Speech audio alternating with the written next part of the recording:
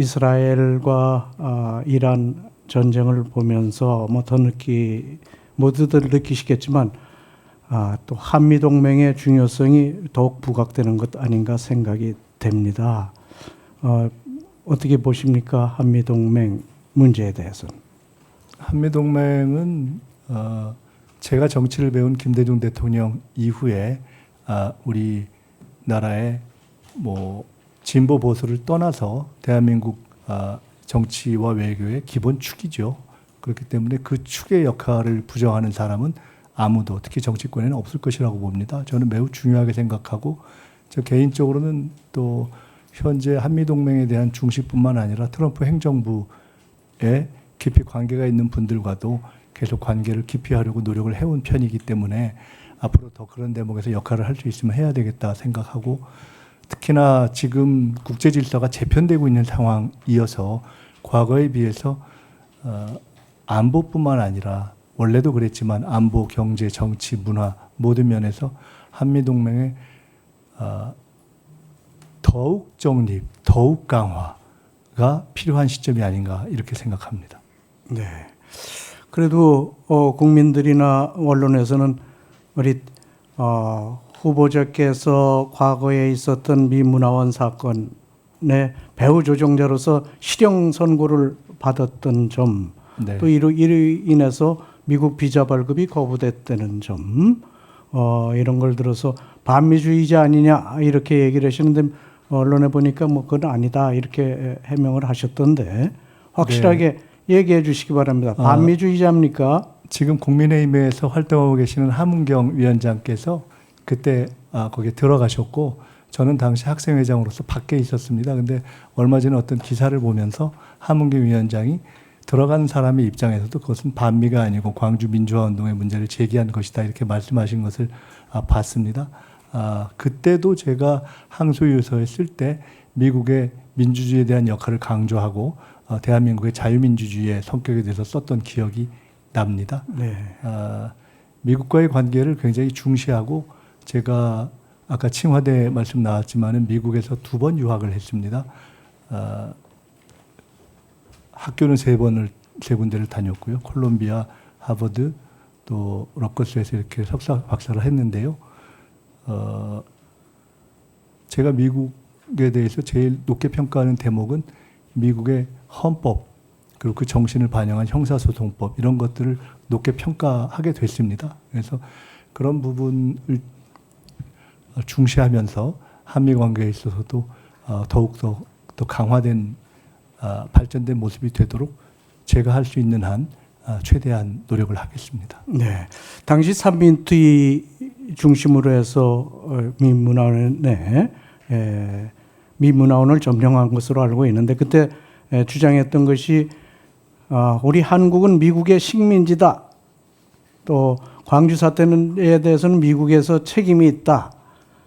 주한미군도 철수하라. 이런 주장을 했던데 거기에 대해서는 어떻게 생각하십니까? 말씀드렸듯이 저는 그 당시에 들어가지는 않았고요. 밖에서 지원하는 입장이었는데 그 당시에 들어갔던 학생들도 주한민국 철수 주장을 하지는 않았던 것으로 제가 확실하게 기억하고 있고, 그때는 한국군의 군 이동이 미군의 오케이를 받아야 되는 상황이었기 때문에 광주 민주화운동 당시의 군의 이동과 학살이 미국의 인지하에 이루어졌는가라는 데에 대한 문제를 제기한 것으로 알고 있습니다. 그리고 그때 제기된 서울 미문화원 학생들의 점거 시위 사건에서 제기된 매우 평화적으로 끝났습니다. 그 문제로 해서 이번 빛의 혁명 과정에서도 미국이 동맹국가인 한국의 민주주의 과정에 매우 안정적인 자세를 취하는 것이 중요하다라는 판단을 했고, 그래서 윤석열 대통령에 의해서 이루어진 계엄과 군사 쿠데타에 대해서 미국이 일관되게 동의하지 않는 입장을 취한 것으로 알고 있고, 저는 그것이 바람직한 한미동맹을 만드는데 역사적으로도 서울 미문화원 학생들의 시위가 일정하게는 기여한 것 아닌가 이렇게 판단하고 있습니다. 이재명 대통령께서 이제 취임하신 지 얼마 안 돼서 G7에 참석하신 것은 전 참 잘했다 이런 생각을 합니다. 다만 거기서 트럼프 대통령과 정상회담이 이루어지지 않아서 아쉽게 생각하고요. 이번에 나토 정상회담에 대통령께서 참석을 안 하시는 부분에 대해서는 저는 상당히 좀 아쉬운 결정 아닌가 생각이 됩니다.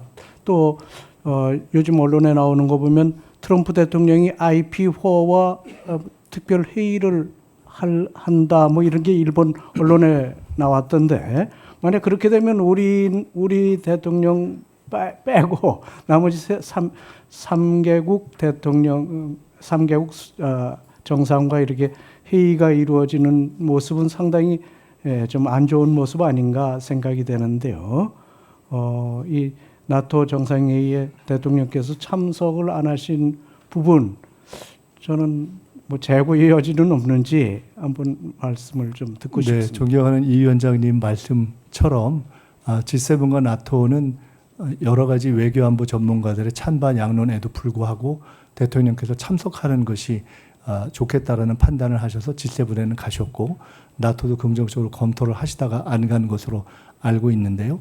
G7에서는 한미 간의 만남이 정상 만남이 이루어지지 않은 것에 대한 이유도 미국 측의 사유였고 그래서 미국 측에서 아쉬움을 표명한 것으로 알고 있고 그 이후에 만남을 다시 하는 데에는 어떤 다른 장애가 되지 않을 것으로 생각하고 있고 나토 문제에 대해서는 사실은 국내 언론에서는 충분히 소개가 되지 않는 면이 있지만 미국과 나토 국가들, 유럽 특히 국가들과의 여러 가지 의견으로 해서 메인 세션, 참가국들의 메인 세션이 2시간 반으로 줄어져서 사실은 초청국들에게는 거의 기회가 없을 수 있는 그런 상황이어서 그럼에도 불구하고 가려 했지만 트럼프 대통령이 이번에도 참석도 그다음에 혹시 거기에 의미 있는 참여도 어려워질 수 있는 중동 정세 때문에 불가피하게 더구나 한국 경제에 미칠 수 있는 영향까지를 고려해서 최종적으로 안 가신 것으로 알고 대통령도 굉장히 아쉬움을 표현하신 것으로 알고 있고요.